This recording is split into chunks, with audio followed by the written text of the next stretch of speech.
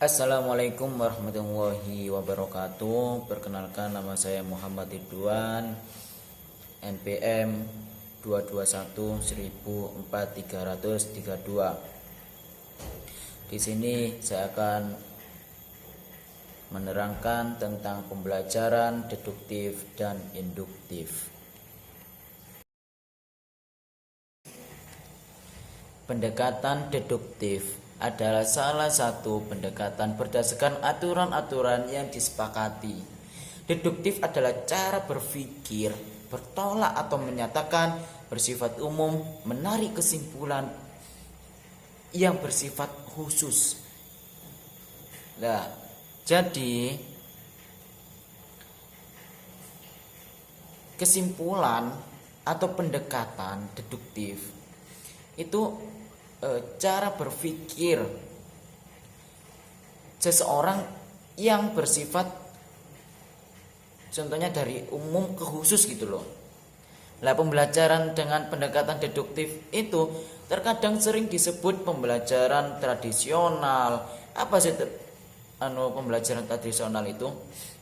Yaitu guru memulai dengan teori-teori meningkat kebenaran teori. Contoh, pembelajaran dengan pendekatan deduktif menekan pada guru mentransfer informasi atau mengetahui kepada siswa gitu. Jadi kayak kita belajar tentang rumus matematika atau fisika atau ekonomi di situ, dan ada teoremanya, cara berpikir yang dari umum khusus lah. Karakteristik pendekatan deduktif. Berdasarkan dengan pelaksanaan pendekatan deduktif, ada 4 tahap yang harus dilakukan guru terlebih dahulu. Yang pertama, pembelajaran yang menekan pada guru mentransfer informasi atau pengetahuan kepada siswa.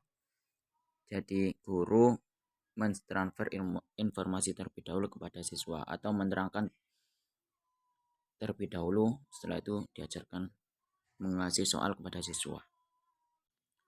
Yang nomor 2, dilandasi suatu pemikiran bahwa proses pembelajaran akan berjalan dengan baik bila siswa telah mengetahui wilayah persoalan dan konsep dasarnya. Kalau siswa udah tahu permasalahan, udah tahu konsepnya, maka lebih mudah untuk menangkap ilmu yang sudah ditransfer oleh guru. Terus yang ketiga, menjelaskan hal-hal yang bersifat umum yang bersifat khusus, yaitu guru memberikan materi dan kemudian memberikan contoh-contoh soal. Jadi materi terlebih dahulu, setelah itu soal.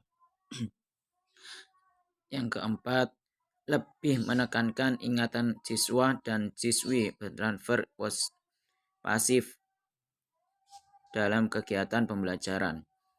Jadinya guru sangat berperan banyak dalam kegiatan pembelajaran. Siswa hanya menurut pola pengajaran yang disajikan oleh gurunya.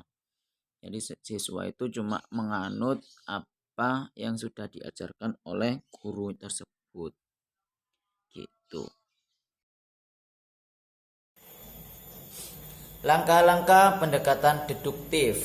Yang pertama, memilih konsep, prinsip, aturan yang akan disajikan. Jadi kita sebelum melakukan apapun, melakukan pendekatan itu, kita harus membutuhkan langkah-langkah tersebut. Apa yang harus saya kerjakan? Memiliki konsep. Jadi kita harus memikir terlebih dahulu, apa yang kami lakukan untuk mengajar saat ini untuk siswa kami gitu. Prinsipnya kayak gimana? Aturan yang akan saya sajikan itu seperti apa? Supaya siswa-siswi itu mendengarkan dan bisa ditangkap secara jelas gitu loh. Itu yang pertama. Terus yang kedua, menyajikan aturan prinsip yang bersifat umum lengkap dengan definisi dan buktinya. Jadi sebelum masuk dalam kelas itu biasanya ada aturan tersebut. Tentunya siswa dilarang ramai, dilarang bergurau, dan harus mendengarkan gurunya terlebih dahulu. Itu. Saat ada orang berbicara, tidak boleh ikut berbicara juga.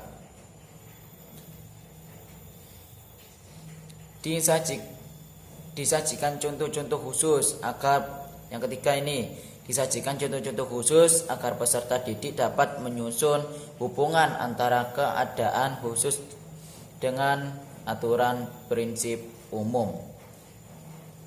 Nah, kalau yang ini itu peserta didik dapat menyusun hubungan antara keadaan khusus. Lah, jadi manusia.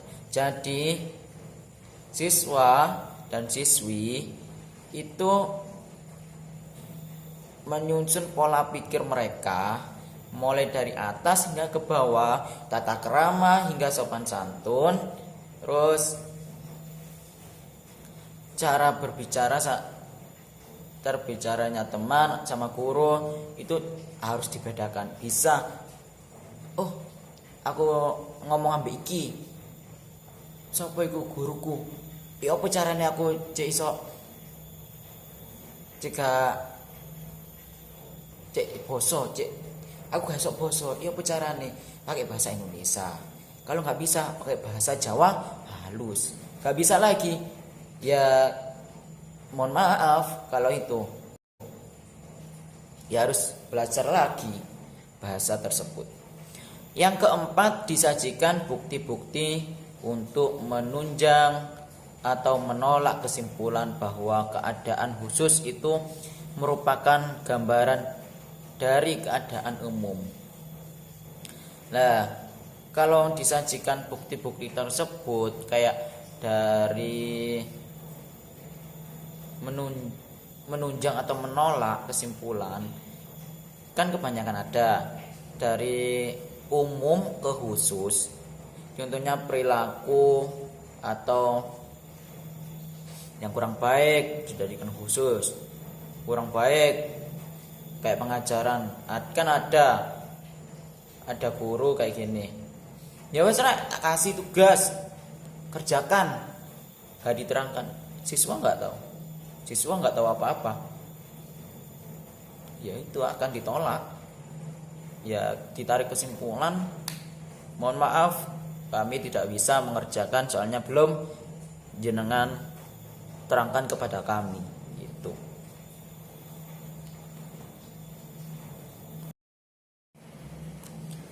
Pendekatan induktif. Pendekatan pembelajaran dapat berarti aturan pembelajaran yang berusaha meningkatkan kemampuan-kemampuan kognitif, afektif, dan psikomotorik siswa dalam mengelola pesan sehingga tercapai sarana pembelajaran. Jadi pendekatan ini itu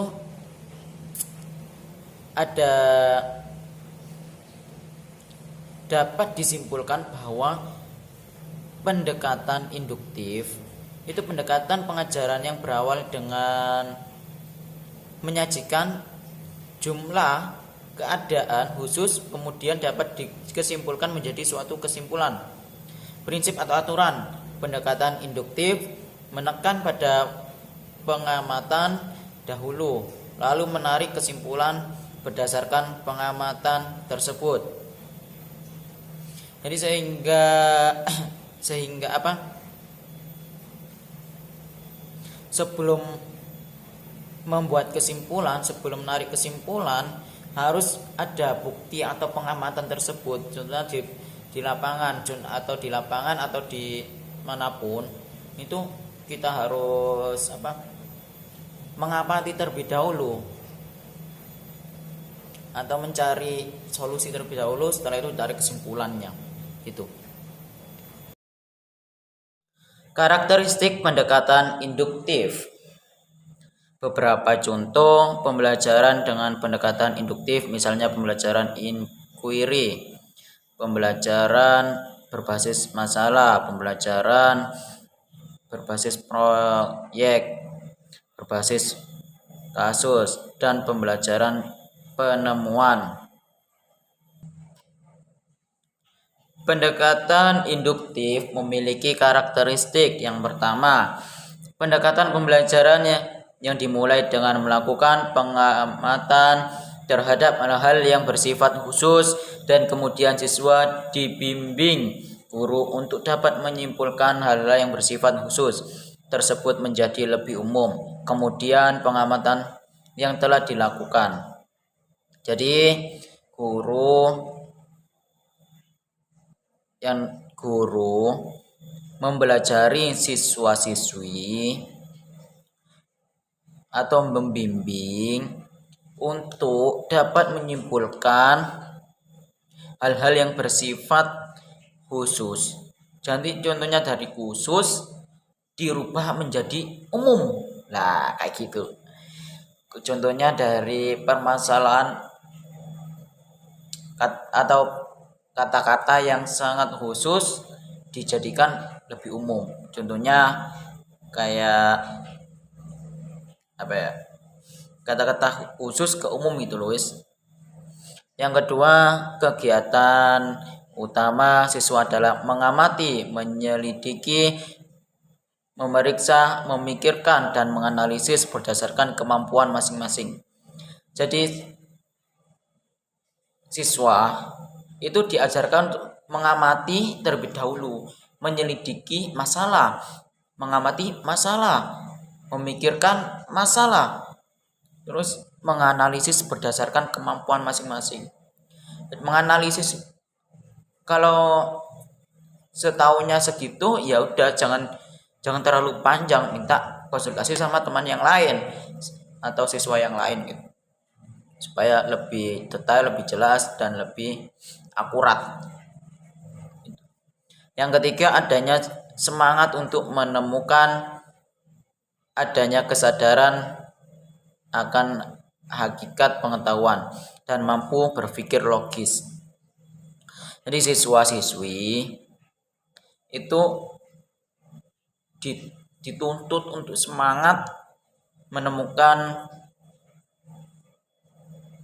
kesadaran atau hakikat pengetahuan tersebut dan mampu berpikir logis. Jangan tidak logis ya. Kita sebagai siswa-siswi harus memikirkan gimana caranya mengambil masalah tersebut dan bisa keluar dari masalah tersebut. Kita harus menarik kesimpulan dan cara berpikir secara matang, secara logis.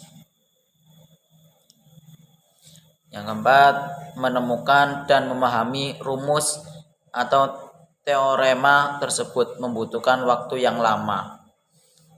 Jadi kalau yang menemukan atau memahami rumus itu enggak satu hari atau 2 hari, bahkan berhari-hari, karena membutuhkan waktu yang sangat lama. Kalau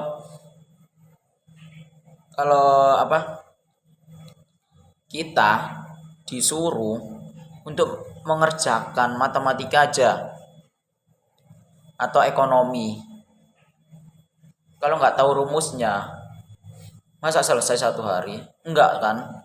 Maka dari itu kita harus membutuhkan waktu yang cukup lama. Tapi ya jangan lama-lama lah, cari konsultasi sama teman atau sama guru atau yang lain gitu, supaya cepat selesai. Langkah-langkah pendekatan induktif. Yang pertama, memiliki konsep, prinsip, aturan yang akan disajikan dengan pendekatan induktif. Jadi harus memikirkan terlebih dahulu, yang kayak yang saya sampaikan tadi, itu memiliki konsep, prinsip, dan aturan yang akan disajikan dari guru ke siswa. Sudah saya jelaskan tadi. Yang kedua, menyajikan contoh-contoh khusus konsep, prinsip yang diatur mahasiswa, memperkirakan sifat umum yang terkadang dalam contoh-contoh itu. Jadi semua itu harus disajikan dengan contoh-contoh. Kalau cuma dibilangin saja nggak ada contohnya, ya mau mau apa? Tahu seperti apa gitu loh. Disajikan bukti-bukti yang berupa contoh, tambahan atau penunjang atau menyangkal perkiraan itu. Jadi udah kalau kita nggak ada bukti, nggak ada contoh, siswa mau mau mengerjakan itu sulit. Kalau sudah sudah ada bukti dan contoh tambahan menunjang menyangkal atau pikiran. Jadi siswa memikirkan itu dan tanggapan mereka cepat. Oh, ini kerjanya gini akan kumpulan gini. Bla bla bla bla bla. Permasalahan gini, permasalahan ini seperti ini. Jadi harus dari kesimpulan dari sini gitu. Ya seperti itulah. Yang keempat, disusun pernyataan mengenai sifat umum yang telah dibuktikan berdasarkan langkah-langkah yang terdahulu. Jadi dari susun mulai dari awal hingga akhir itu ada susunannya, tatanan. Kalau nggak ditatan ya amburadul. Tuh. Perbedaan penalaran induktif dan penalaran deduktif. Nah, kita sampai di sini ya. Penalaran deduktif itu dari yang umum ke khusus. Sedangkan penalaran induktif itu dari yang khusus ke umum. Jadi dibalik. Kalau yang deduktif dari umum ke khusus, kalau induktif dari khusus ke umum. Dari abstrak menuju konkret, dari konkret menuju abstrak, dari dunia rasional menuju dunia empiris, dari dunia empiris menuju dunia rasional. Terus harus menguasai ilmu yang bersangkutan kalau deduktif. Kalau yang induktif harus dapat melihat, memilih, dan menentukan faktor yang relevan. Jadi bedanya kalau deduktif sama induktif, kalau yang deduktif ini harus meneliti terlebih dahulu secara lapangan dan menggunakan statistik sebagai sarana berpikir. Kita berpola pikir secara logis, nggak harus asal menangkap, asal membuat kesimpulan aja, tidak. Kalau yang induktif. Kalau yang deduktif harus menguasai ilmu yang bersangkutan dan menggunakan matematika sebagai sarana berpikir. Nah, itu udah dijelaskan di perbedaan penalaran tersebut. Jadi, kita sebagai guru dan siswa kita harus tahu gimana sih untuk menarik kesimpulan tersebut, untuk mengetahui cara mengajar seperti apa, terus cara siswa berkomunikasi kepada guru seperti apa. Kalau nggak tahu ya udah wes. Terus ada lagi siswa terlibat dalam penjelasan konsep atau prinsip. Itu yang deduktif. Kalau induktif, siswa terlibat dalam mendapatkan konsep atau prinsip. Sama, hampir sama sih, tapi cuma di balik itu saja. Yang terakhir, kesimpulan. Nah, ini sampai kesimpulan ya. Udah sampai terakhir, kesimpulan juga. Iya. Penerapan pendekatan pembelajaran induktif deduktif dikatakan dapat meningkatkan kemampuan berpikir tingkat tinggi. Jadi dikarenakan pendekatan ini dapat memberikan dampak yang baik bagi siswa dalam berpikirnya. Kenapa dikatakan dampak yang baik? Karena pola pikirnya ini sangat jauh. Dalam arti kita harus meneliti terlebih dahulu apa yang akan dibahas, masalah apa yang akan diuraikan. Dan kita harus berpikir secara matang, secara logis. Kalau kita nggak tahu, kita cari konsultasi kepada guru atau teman yang lebih tahu. Gitu. Sekian presentasi dari saya. Apabila ada kata atau ucapan yang kurang berkenan di hati jenengan dan kurang jelas, saya mohon maaf yang sebesar-besarnya ya. Wabillahi taufiq wal hidayah. Wassalamualaikum warahmatullahi wabarakatuh. Terima kasih.